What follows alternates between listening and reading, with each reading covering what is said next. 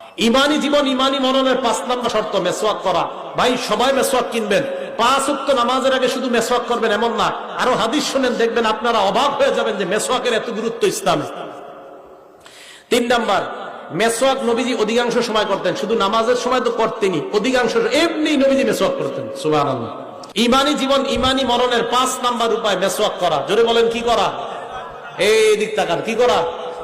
মেসওয়াক করছেননি 5 ওয়াক্ত আজকে সবাই? হ্যাঁ, করেন নাই। এখন মেসওয়াকের ব্যাপারে 13টা কথা বলবো। কয়টা? মন দিয়ে শুনেন, মহিলাদেরকেও মেসওয়াক করতে বলবেন। মেসওয়াকের ব্যাপারে 13টা কথা। 1 নাম্বার, মেসওয়াকের ব্যাপারে রাসূল আকরাম সাল্লাল্লাহু আলাইহি সাল্লামকে হুকুম করা হয়েছে। এই ব্যাপারে 2টা দৃষ্টান্ত দিব, সহিহুল জামে হাদিসের কিতাব। 1 নাম্বার দৃষ্টান্ত হাদিস নাম্বার 1375 নাম্বার হাদিস। এই হাদিসের বর্ণনাকারী আনাস ইবনে মালিক রাদিয়াল্লাহু তাআলা। দেখেন কি কয়। عن أنس بن مالك رضي الله تعالى عنه قال قال رسول الله صلى الله عليه وسلم আমাদের তাকান, আল্লাহ নবী বলেন, উমিরতু বিসওয়াক, আমাকে মেসওয়াকের ব্যাপারে এত বেশি আদেশ করা হয়েছে, হাত্তা খশিতু আন আদরাদা, আমি ভয় পেয়ে গেলাম মেসওয়াক করতে করতে না জানি আমার দাঁতগুলা পড়ে যায়। আমারে এত বেশি আদেশ করছে জিবরিল আমিন আয়েশা আল্লাহর পক্ষ থেকে, আমি ভয় পেয়ে গেলাম যে মেসওয়াক এইভাবে ঘষতে ঘষতে না জানি আমার দাঁত পড়ে যায়, এত বেশি আমাকে আদেশ করছে মেসওয়াক করতে। আর আপনারা আজকে করেন নাই। এবার 2 নম্বর দৃষ্টান্ত শোনেন। ভাই আমি এগুলা বলতেছি কেন? কালকে যেন সবার কাছে মেসওয়াক থাকে, এই জন্য বলতেছি। 2 নম্বর দৃষ্টান্ত সহিহুল জামে 1376 নম্বর হাদিস। এই হাদিসের মধ্যে রাসূল আকরাম সাল্লাল্লাহু আলাইহি ওয়াসাল্লাম কি বলে দেখেন। এবার এই হাদিসে বলে, ক্বালা রাসূলুল্লাহ সাল্লাল্লাহু আলাইহি ওয়াসাল্লাম, আল্লাহ নবী বলেন, উমিরতু বিসওয়াক, মেসওয়াকের ব্যাপারে এত বেশি আদেশ আমাকে করা হয়েছে, হাত্তা খশিতু আইয়ুক্তাবা আলাইয়া, আমি ভয় পেয়ে গেলাম না জানি মেসওয়াক আমার উপর ফরজ করে দেওয়া হয়। নামাজ কি? নামাজ কি? নবীজি বলেন, আল্লাহ মেসওয়াক করতে আমারে এত বেশি বলছে, আমি ভয় পেয়ে গেছি না জানি আল্লাহ আমার এই মেসওয়াক করা ফরজ করে দেয়। তাহলে এটা গুরুত্ব।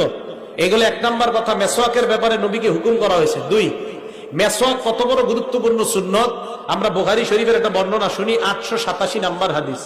عن أبي هريرة رضي الله تعالى عنه قال قال رسول الله صلى الله عليه وسلم, আবু হুরায়রা রাদিয়াল্লাহু তাআলা আনহুর বর্ণনা, আল্লাহর নবী বলেন, লাউলা আন আশুক্কা আলা উম্মতি আও আলা الناس لأمرتهم بالسواك مع كل صلاة, আমি যদি আমার উম্মতের জন্য কষ্টকর মনে না করতাম, আমার উম্মতকে আমি 5 ওয়াক্ত নামাজের সময় মেসওয়াক করা অবধারিত করে দিতাম। নবীজির মনের ইচ্ছা, আরে আমার উম্মত 5 ওয়াক্ত নামাজের আগে মেসওয়াক করুক, এটা আমার ইচ্ছা। নবীজি আমার উম্মতের যদি কষ্ট না হইতো, আমি 5 ওয়াক্ত নামাজের আগে তাদেরকে মেসওয়াক করা অবধারিত করে দিতাম। এখন নবী কি বুঝাইতে চায়? নবী বুঝাইতে চায়, দেখো উম্মত, আমার মনের তামান্না তোমরা সবাই মেসওয়াক করো। এজন্য আমি আল্লাহ রাসূলের বাণী আপনাদেরকে শোনায় গেলাম। আবু মুসা রাদিয়াল্লাহু তাআলা আনহুর বর্ণনা, নাসাই শরীফের 3 নাম্বার হাদিস। একদম নাসাই শরীফ কিতাবটা খুললেই হাদিসটা পাওয়া যায়। ক্বালা রাসূলুল্লাহ, এই নাসাই শরীফের 3 নাম্বার হাদিসে আবু মুসা বলেন, দাখালতু আলা রাসূলিল্লাহি সাল্লাল্লাহু আলাইহি ওয়াসাল্লাম ওয়া হুয়া ইয়াস্তান্নু, আমি নবীজির কাছে গেলাম, এমন অবস্থায় নবী মেসওয়াক করতেছিলেন। এবার একটা মজার কথা শুনেন, অতরফুস সিওয়াক আলা লিসানি, আমি দেখলাম মেসওয়াকের একটা কিনারা নবীর জিহ্বায় এভাবে। সুবহানাল্লাহ। এবার কয় ওয়া হুয়া ইয়াকুলু আ আ, আল্লাহর নবী আ আ করতেছিলেন আর মেসওয়াক করতেছিলেন। দেখেন আমি সুন্দরভাবে বলতে পারতেছি না, নিশ্চিত আমার আ আটা সুন্দর হইতেছে না, আমার নবী যেভাবে করছে নিশ্চিত ওটা অনেক সুন্দর ছিল, আর আমি যেটা করতেছি এটা আসলে সুন্দর হইতেছে না। তো সাহাবা বলেন যে নাসাই শরীফে পুরো স্পষ্ট লেখা যে রাসূল মেসওয়াক করতেছিলেন, ওয়া হুয়া ইয়াকুলু আ আ, আল্লাহ রাসূল আ আ করতেছিলেন। তো আমি যদি স্বপ্নে কখনো দেখি আপনাদেরকে বলতে পারবো যে নবীর আ আ কেমন ছিল, নিশ্চিত অনেক সুন্দর ছিল, বাকি আমি দেখাইতে পারতেছি না। তো দেখবেন আমরা মেসওয়াকের সময় একটা আওয়াজ হয় আমাদের, ঠিক না? এরকম আ আ করলে একটা আওয়াজ হয়। তো আবু মুসা বলেন, আমি রাসূলকে দেখলাম এরকম আওয়াজ করতেছে। ভাই মেসওয়াক করবেন তো ইনশাআল্লাহ? এটা 3 নাম্বার। মা বোনদেরকে বলবেন, ঘরে বলবেন, অনেক বরকতের কারণ। 4 নাম্বারটা মন দিয়ে শোনেন। আমরা অনেক সময় বলি, যেমন আমি বললাম আপনারে আমি যথেষ্ট কইছি, এরকম কথা বলি না? আম্মা ছেলেরে বলে, তোরে যে আর কত গমু, যথেষ্ট কওয়া হয়ে গেছে। বুখারী শরীফের 888 কত হয়? 888 নাম্বার হাদিস। 888 এই হাদিসের মধ্যে আসছে রাসূল আকরাম সাল্লাল্লাহু আলাইহি সাল্লাম বলেন, আকসারতু আলাইকুম বিসওয়াক, এ আমার উম্মত, আমি মেসওয়াকের ব্যাপারে যথেষ্ট বলেছি। আমি তোমাদেরকে মেসওয়াকের ব্যাপারে যথেষ্ট বলেছি, আর কত বলবো তোমাদেরকে, তোমরা মেসওয়াক করো। এই 4 নাম্বার কথাগুলো। 5 নাম্বার, মেসওয়াক করা প্রত্যেকটা মুসলমানের কর্তব্য। এটা আবার কি কইলাম? মেসওয়াক করা প্রত্যেকটা মুসলমানের কর্তব্য। প্রত্যেকটা মুসলমানের তিনটা কর্তব্য আছে মৌলিক। বলেন তো কয়টা? তিনটা। একটা কিতাব আছে হাদিসের নাম সহিহুল জামে, 3153 নম্বর হাদিস। এই হাদিসের মধ্যে আসছে হাক্কু কুল্লি মুসলিমিন আস-সিওয়াক, প্রত্যেকটা মুসলমানের 1 নাম্বার কর্তব্য হলো মেসওয়াক করা। 2 নাম্বার কর্তব্য গুসলু ইয়াউমিল জুমআ, জুমার দিন গোসল করা। 3 নাম্বার কর্তব্য আইয়ামাসা তিবা আহলিহি, সুগন্ধি ব্যবহার করা। আল্লাহ নবী বলেন প্রত্যেকটা মুসলমানের 3টা কর্তব্য।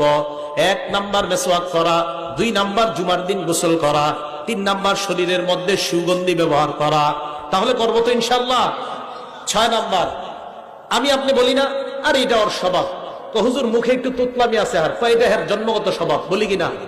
হাদিসের মধ্যে আল্লাহ নবী বলেন তোমাদের 10টা বিষয় স্বভাবগত বিষয়। বলেন আমাদের স্বভাবগত বিষয় কয়টা? কিন্তু আপনারা তো স্বভাবে দেখান নাই। আজ কি তুমি এসব করেন নাকি? কই হইল আপনাদের স্বভাব? এটা নবীজি বলেন 10টা বিষয় স্বভাবগত। আম্মা জানা আয়েশা সিদ্দিকা রাদিয়াল্লাহু তাআলা আনহার বর্ণনা, ক্বালা রাসূলুল্লাহ সাল্লাল্লাহু আলাইহি ওয়াসাল্লাম, আল্লাহ নবী বলেন আশারুম মিনাল ফিতরা, 10টা বিষয় স্বভাবগত। নাসাই শরীফের 5040 নম্বর হাদিসের বর্ণনা, 5040 5040। দৈনিক যে আমলগুলা করেন এই আমলগুলা নিয়মিত করা, একদিনও ছাড়বেন না। আমল যদিও কম হয়, আপনি 33 বার সুবহানাল্লাহ বলেন নামাজের পর, এটা একদিনও ছাড়বেন না।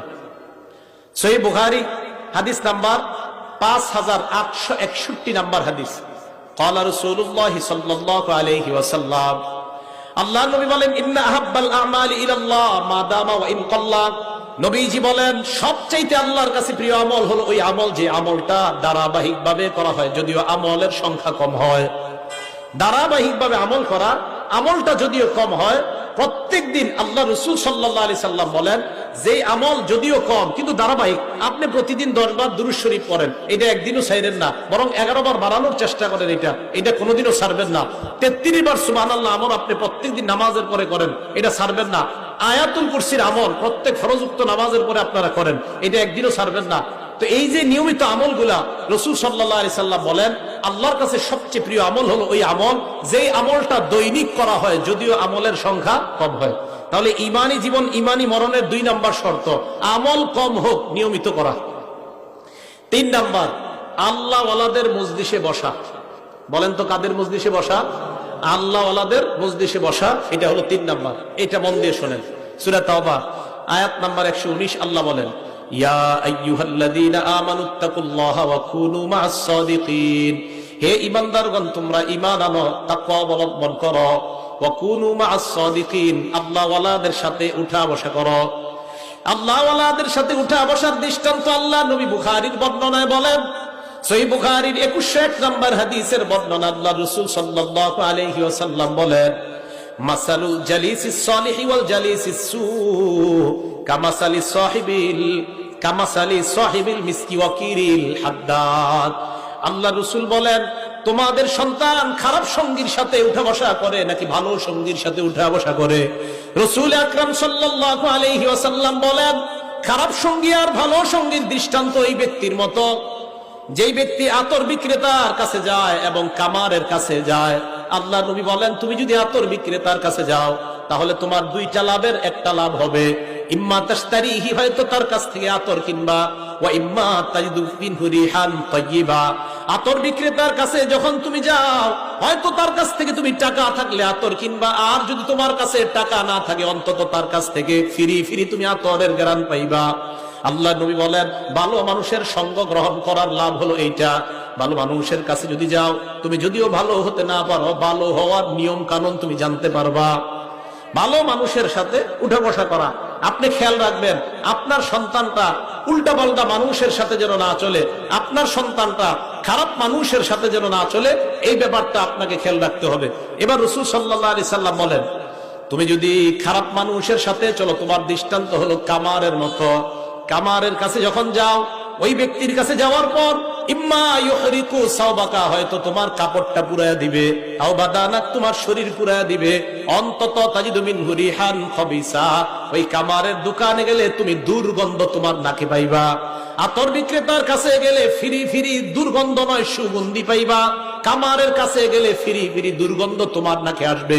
আল্লাহ নবী বলেন, ভালো মানুষের সাথে যখন তুমি উঠা বসা করবা, তাহলে তোমার মধ্যে অন্তত ভালো হওয়ার কিছু গুণ তোমার মধ্যে আল্লাহ পয়দা করে দিবেন। এই জন্য রাসূল আকরাম সাল্লাল্লাহু আলাইহি সাল্লাম বললেন, ভালো মানুষের দৃষ্টান্ত আর খারাপ মানুষের দৃষ্টান্ত হলো আতর বিক্রেতার মতো আর হলো কামারের মতো। আতর বিক্রেতার কাছে যখন আপনি যাবেন, তখন হয়তো তার কাছ থেকে আতর কিনবেন অথবা ফিরি ফিরি আতরের ঘ্রাণ পাবেন। আর কামারের কাছে যখন আপনি যাবেন, হয়তো আপনার শরীর পুরাবে, না হয় আপনার জামা পুড়িয়ে দিবে, অন্তত নবীজি বলেন ফিরি ফিরি কিছু দুর্গন্ধ তুমি পাইবা। এটা হলো ভালো আর খারাপের সাথে উঠা বসার দৃষ্টান্ত। তাহলে আমরা আমাদের 3 নাম্বার উপায়, ইমানি জীবন ইমানি মরণের 3 নাম্বার উপায়, সেটা হলো ভালো মানুষের সঙ্গে উঠা বসা করা, আল্লাহওয়ালার যে এলাকায় আসে ওই এলাকায় বেশি বেশি যাওয়া, আল্লাহওয়ালাদের সোহবত গ্রহণ করা। আল্লাহ তৌফিক দান করেন। এবার আরেকটা দৃষ্টান্ত শোনেন।